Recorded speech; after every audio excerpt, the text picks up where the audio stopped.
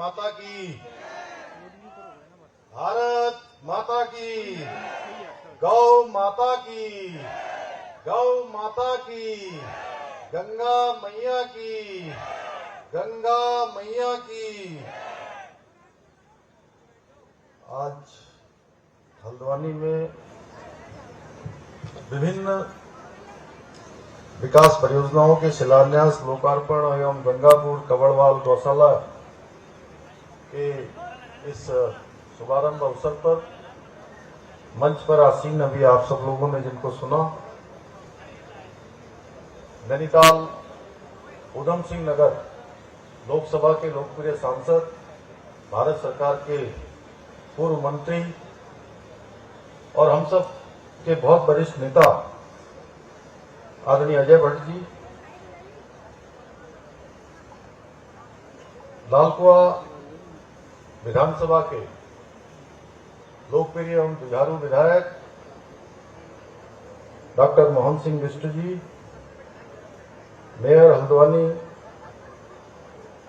श्री गजराज सिंह बिष्ट जी, Bharatiya Janata party के जिला अध्यक्ष भाई प्रताप सिंह बिष्ट जी, हमारे बहुत वरिष्ठ नेता अनेक पदों पर उत्तर प्रदेश और उत्तराखंड में मंत्री और पार्टी के हमारे अध्यक्ष के नाते लगातार चाहे उत्तर प्रदेश की विधानसभा हो या उत्तराखंड की, हम सबका जिन्होंने प्रतिनिधित्व किया है, ऐसे लोकप्रिय विधायक आदरणीय बंशीधर भगत जी, भीमताल विधानसभा के लोकप्रिय विधायक भाई राम सिंह कैड़ा जी, जलागम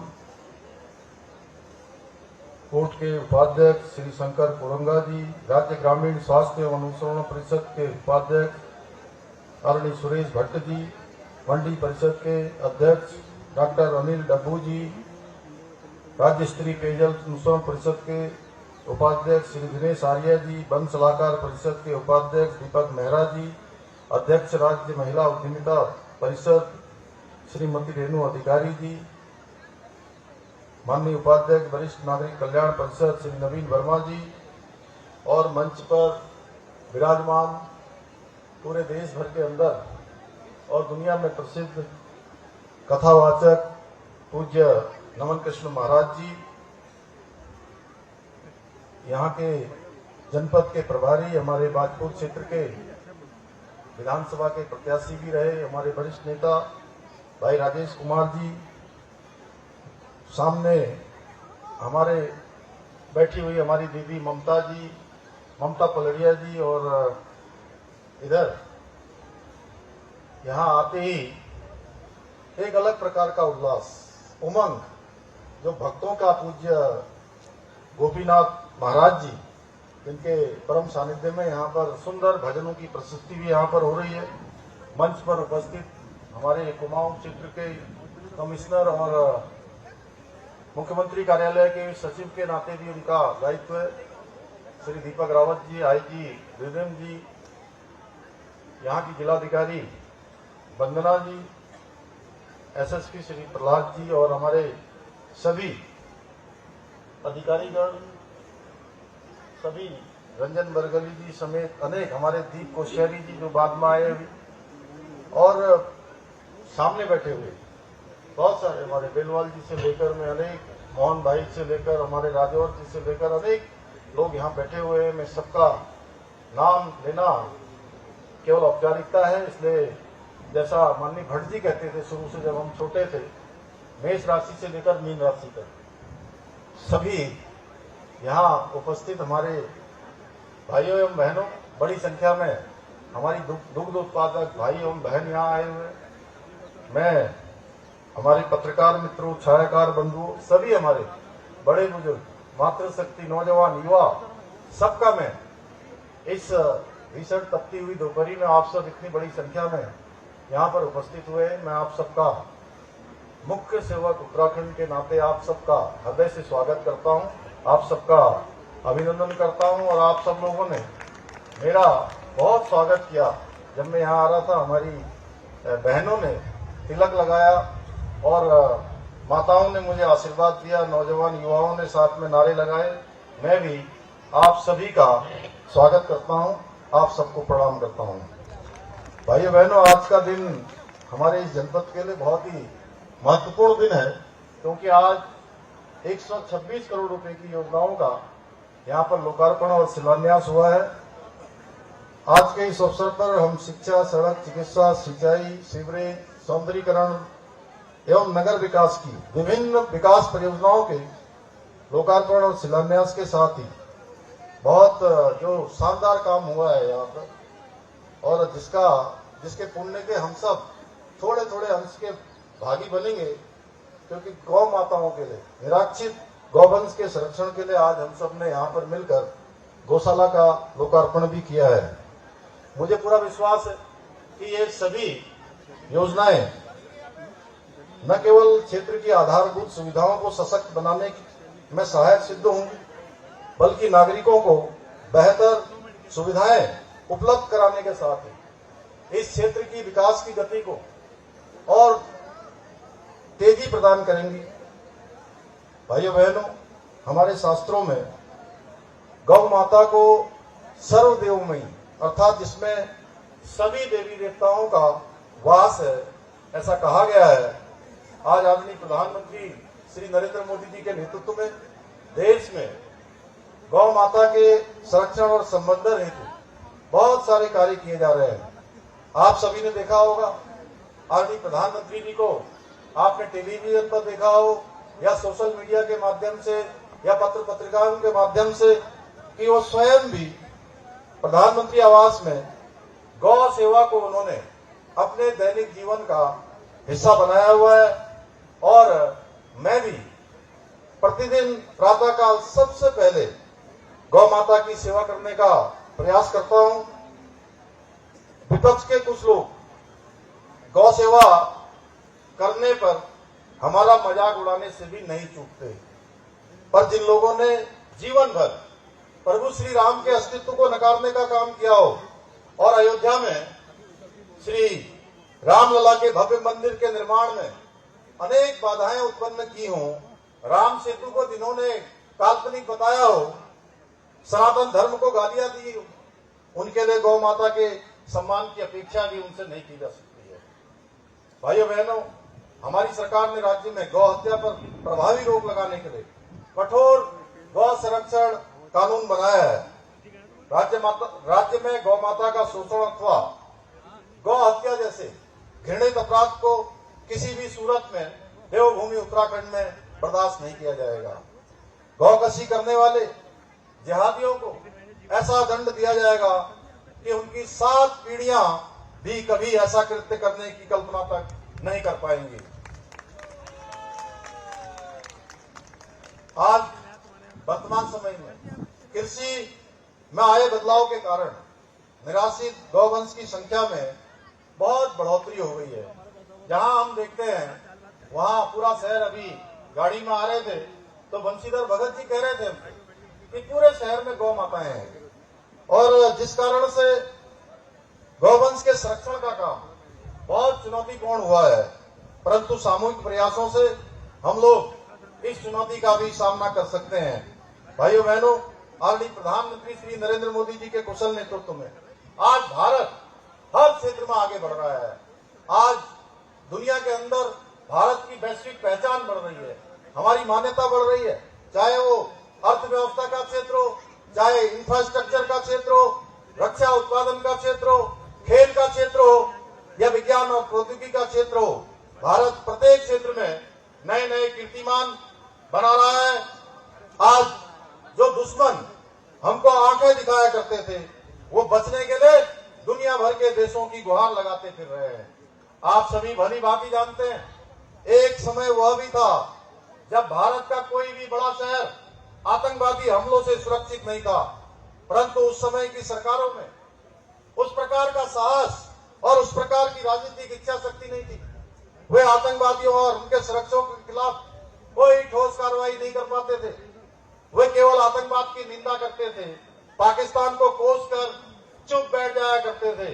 यहां तक कि उस समय लोग आतंक फैलाने वालों को, जिनको फांसी की फांसी की माफी कराने तक की गुहार लगाया करते थे।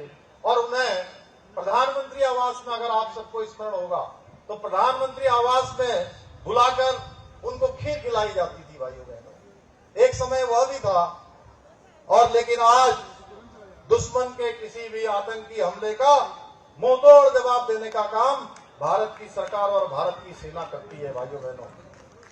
जैसे हमने देखा उरी में आतंकवादी हमले का जवाब सर्जिकल स्ट्राइक से दिया गया, पुलवामा के बाद एयर स्ट्राइक की गई और पहलगाम के बाद ऑपरेशन सिंदूर के माध्यम से दुश्मन के दांत खट्टा करने का काम भारत की सेना ने किया है। ऑपरेशन सिंदूर के माध्यम से ऐसा प्रहार किया गया कि पाकिस्तान को 4 दिन के अंदर ही घुटनों के बल आकर संघर्ष विराम की भीख मांगनी पड़ी। भाइयों बहनों, जिस पार्टी के लोग कश्मीर के मुद्दे को संयुक्त राष्ट्र संघ में लेकर गए थे और कहते थे कि कश्मीर से धारा 370 हट जाएगी तो कश्मीर भारत से अलग हो जाएगा, ये लोग आदरणीय मोदी जी ने जब से कश्मीर से धारा 370 का कलंक मिटाया है, राजनीतिक परिदृश्य से दुम दबाकर भाग खड़े हो गए हैं। कल ही आदरणीय प्रधानमंत्री जी ने कश्मीर के अंदर विश्व के सबसे बड़े रेलवे ब्रिज का उद्घाटन कर रेल के माध्यम से भारत को कश्मीर से कन्याकुमारी तक जोड़ने का ऐतिहासिक कार्य किया है देश की आजादी के बाद। भाइयों बहनों, आज आदरणीय प्रधानमंत्री जी के कुशल नेतृत्व और मार्गदर्शन में हमारा राज्य देवभूमि उत्तराखंड भी अनेक प्रकार के नए कीर्तिमान स्थापित कर रहा है। विकास और समृद्धि के अनेक कामों को आगे बढ़ाया जा रहा है। जहां पर्वतीय क्षेत्रों से लेकर शहरों तक सड़क, शिक्षा, स्वास्थ्य, पेयजल और सभी प्रकार के इंफ्रास्ट्रक्चर को मजबूत किया जा रहा है, वहीं दूसरी ओर हम राज्य की जो समृद्ध हमारी सांस्कृतिक विरासत है उसके संरक्षण और संवर्धन के लिए भी संकल्पबद्ध होकर काम कर रहे हैं। इसी क्रम में हम नैनीताल जनपद को एक आदर्श और श्रेष्ठ जिला बनाने के उद्देश्य से अनेक विकास परियोजनाओं को आगे बढ़ा रहे हैं, उनके लिए निरंतर प्रयास कर रहे हैं। भाइयों बहनों, जहां एक और नैनीताल के गेठिया में 100 बेड की क्षमता वाले मानसिक चिकित्सालय का निर्माण कार्य प्रगति पर है, वहीं हल्द्वानी मेडिकल कॉलेज में राजकीय कैंसर संस्थान का निर्माण कार्य भी तेजी से चल रहा है। साथ ही कसियालेक, नौकुचियाताल, हल्दूचोड़ और बरदो में आयुर्वेदिक चिकित्सालयों का निर्माण कराया जा रहा है। भाइयों बहनों, हमारी सरकार हल्द्वानी को एक आधुनिक, स्वच्छ और समृद्ध शहर के रूप में विकसित करने के लिए निरंतर प्रयासरत है। हमने हल्द्वानी में 50 बेड के योग एवं आयुष अस्पताल का निर्माण का कार्य कराया है, वहीं ओपन जिम, सामुदायिक केंद्र, अंबेडकर पार्क का निर्माण भी कराया है। यही नहीं, जहां एक और हल्द्वानी में 792 करोड़ रुपए की लागत से रिंग रोड का निर्माण कार्य करा रहे हैं, वहीं हल्द्वानी और लालकुआ के बीच बाईपास रोड का निर्माण कार्य भी प्रगति पर है। साथ ही करोड़ों रुपए की लागत से हल्द्वानी नगर निगम क्षेत्र की सभी सड़कों का सुधारीकरण का कार्य भी कराया जा रहा है। हमारी सरकार द्वारा क्षेत्र में रोड कनेक्टिविटी में अभूतपूर्व सुधार करने के साथ ही रेल और हवाई कनेक्टिविटी में व्यापक सुधार के प्रयास किए जा रहे हैं और हल्द्वानी और मुंबई के बीच लालकुआ एक्सप्रेस ट्रेन की शुरुआत हो चुकी है।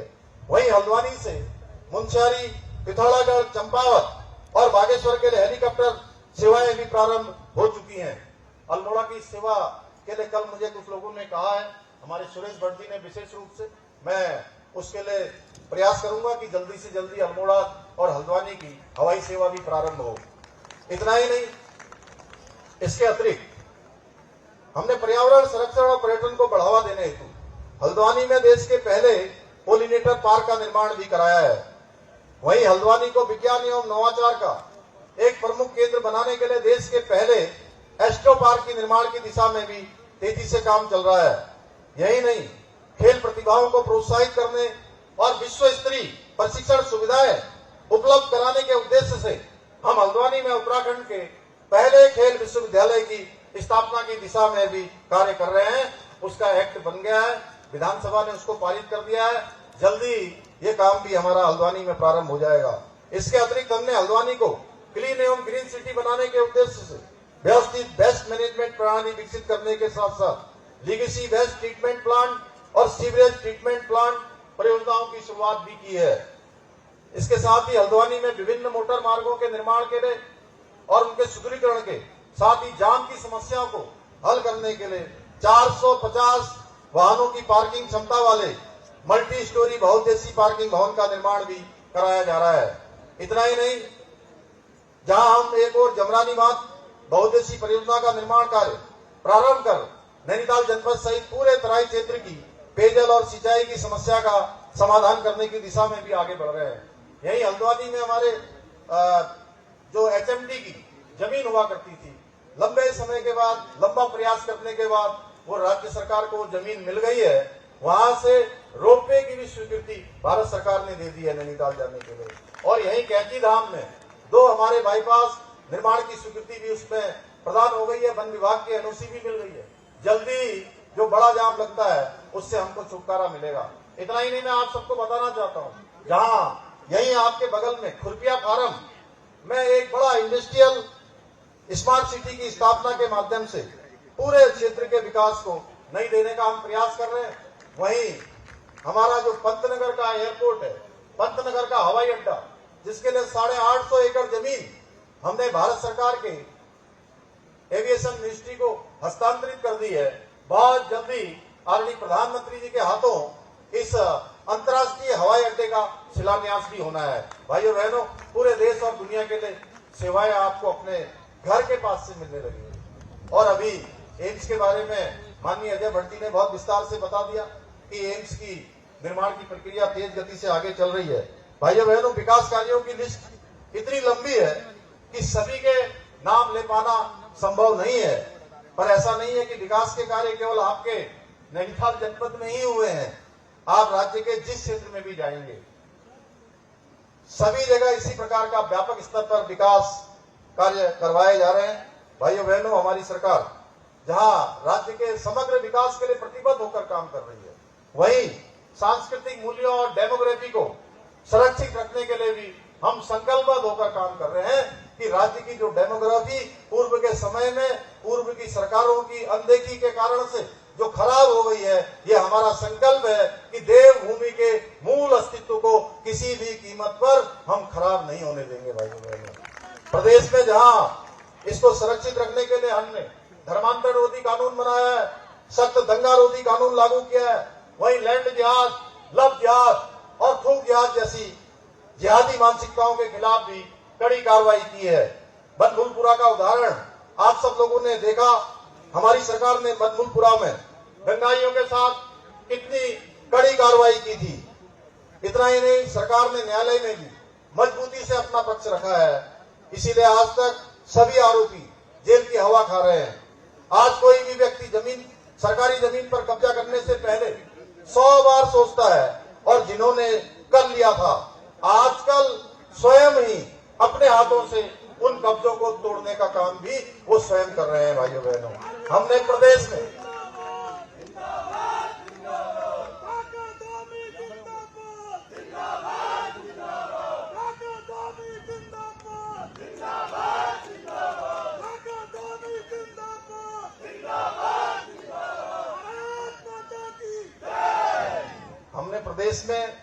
एक सख्त भू कानून भी लागू कर दिया है, जिससे राज्य के मूल स्वरूप के साथ खिलवाड़ करने वालों के खिलाफ कार्रवाई सुनिश्चित की जा सके। इतना ही नहीं, हमने देवभूमि उत्तराखंड को पूरे देश में, देश की आजादी के बाद एक गौरव प्राप्त हो गया है कि उत्तराखंड देवभूमि में रहने वाले, चाहे कोई किसी वर्ग का होगा, किसी पंथ का होगा, किसी समुदाय का होगा, किसी धर्म का होगा, सबके लिए एक समान कानून लागू हो गया है। भाइयों बहनों, ये गौरव देवभूमि उत्तराखंड को प्राप्त हो गया है। वही हमने युवाओं के भविष्य के साथ खिलवाड़ करने वालों पर अंकुश लगाने के लिए प्रदेश के अंदर सख्त नकल विरोधी कानून लागू किया है। और इस सख्त नकल विरोधी कानून लागू होने के बाद 23,000 से अधिक युवाओं को सरकारी नौकरियां प्राप्त हो गई हैं। एक भी मामले में कोई भी जो है नकल का प्रकरण नहीं आया, पेन ड्राइव से नकल नहीं हुई, कोई पेपर लीक नहीं हुआ, कोई नकल माफिया का नाम भी नहीं आया। क्योंकि भाइयों बहनों, हमने नकल माफिया का नामो निशान मिटाने का भी काम इस प्रदेश के अंदर किया है। भाइयों बहनों, हम राज्य में भ्रष्टाचार को समाप्त करने के लिए जीरो टॉलरेंस की नीति के साथ संकल्प लेकर काम कर रहे हैं। पहले धारणा थी कि केवल छोटे कर्मचारियों को ही भ्रष्टाचार में लिप्त पाए जाने पर कार्रवाई की जाती है। परंतु आज राज्य में छोटी मछलियों को ही नहीं, भ्रष्टाचारी मगरमच्छों को भी पकड़ा जा रहा है और उनके खिलाफ भी कठोर कार्रवाई की जा रही है। और आप शुरू से देखेंगे, चाहे कोई छोटा हो बड़ा हो, लापरवाही करेगा, भ्रष्टाचार करेगा, अपने कर्तव्यों को ठीक प्रकार से नहीं निभाएगा तो उसके खिलाफ कार्रवाई होगी। भाइयों बहनों, पहले दिन से चाहे वो आईएएस अधिकारी हो, चाहे पीसीएस अधिकारी हो, आईएफएस हो या छोटा अधिकारी किसी भी विभाग में हो, हमने कहा है अपने कर्तव्यों के साथ बिल्कुल भी जो भी कोताही करेगा, ढिलाई करेगा, अपने कर्तव्य ठीक प्रकार से नहीं करेगा, उसके खिलाफ कार्रवाई होगी। भाइयों बहनों, क्योंकि हम राज्य के अंदर एक संस्कार, एक कार्य व्यवहार, इस कार्य संस्कृति को डेवलप करना चाहते हैं। अभी आपने देखा हरिद्वार में भूमि घोटाले में 2 आईएएस, 1 पीसीएस और दर्जनों लोग, उनको निलंबित किया गया है। प्रदेश के इतिहास में पहली बार हमने इस स्तर के अधिकारियों सहित पिछले 3 वर्षों में भ्रष्टाचार में लिप्त 200 से अधिक लोगों को जेल की सलाखों के पीछे पहुंचाया है। भाइयों बहनों, हमारी सरकार देवभूमि उत्तराखंड को देश का सर्वश्रेष्ठ राज्य बनाने के लिए अपने विकल्प रहित संकल्प को लेकर निरंतर काम कर रही है। मुझे पूरा विश्वास है कि इस संकल्प को साकार करने के लिए हमारे हल्द्वानी के और नैनीताल के मेरे आप सभी परिवारजन इसी प्रकार हमारी सरकार के साथ कंधे से कंधा मिलाकर अपना योगदान देते रहेंगे। आज के इस अवसर पर जहां डॉक्टर मोहन सिंह बिष्ट जी ने एक मुझे 9 सूत्री एक इस क्षेत्र की मांगों के बारे में 9 सूत्रीय ज्ञापन दिया है, मैं इसको अपने साथ लेकर जा रहा हूं। इनको हम परीक्षण करवा के घोषणाओं में सम्मिलित करेंगे। गजराज बिष्ट जी ने भी एक ज्ञापन मुझे 4 कामों का दिया है, उसको भी लेके जा रहा हूं, जिसमें उन्होंने गौ माता का एक 100 दाहगृह बनाने की बात करी है, अन्य सौंदर्यीकरण की बात करी है गार्गी नदी पर, और निश्चित रूप से ऐसे स्थानों का हम सौंदर्यीकरण कर रहे हैं और ये सभी काम हम आगे के जो हमारे कार्यक्रम है उन कार्यक्रमों में सम्मिलित करेंगे। आदरणीय अजय भट्ट जी ने भी जो इस क्षेत्र में काफी सारी बातें यहाँ पर बढ़ाई हैं, काफी काम उनके सांसद बनने के बाद आगे बढ़े हैं। मोहन सिंह बिष्ट जी इस क्षेत्र के लिए राजस्व ग्राम बनाने के लिए प्रयासरत है। उस काम को हम सब मिलकर, माननीय भट्ट जी हो गए, मैं हो गया, हम सब लोग, मान मोहन सिंह बिष्ट जी हैं, सब मिलकर इस काम को आगे बढ़ाएंगे। हमारा प्रयास होगा, चाहे दमुआ ढूंगा क्षेत्र हो, ये क्षेत्र हो, हमारे जमरानी क्षेत्र के लोग हों, किसी भी प्रकार की परेशानी उनको न हो, उसके लिए हम काम करेंगे। इसी विश्वास के साथ पुनः आप सभी का एक बार हृदय से आभार व्यक्त करते हुए, और जिन लोगों ने यहाँ पर बहुत सुंदर काम किया है, गौशाला निर्माण में अपना योगदान दिया है, गौ माता की कृपा उन पर होगी, नारायण की कृपा होगी, भगवान की कृपा होगी और उनका जीवन जो है आनंद से आगे बढ़ेगा और उनका ये जीवन तो सफल होगा ही होगा, गौ माता की जो सेवा में लगे हैं। मैं एक बात जरूर कहना चाहता हूँ कि इस जीवन के साथ साथ जिन्होंने गौ माता की सेवा में अपने आप को समर्पित कर दिया है, उनके आने वाले सारे जीवन सफल हो जाएंगे गौ माता की कृपा से।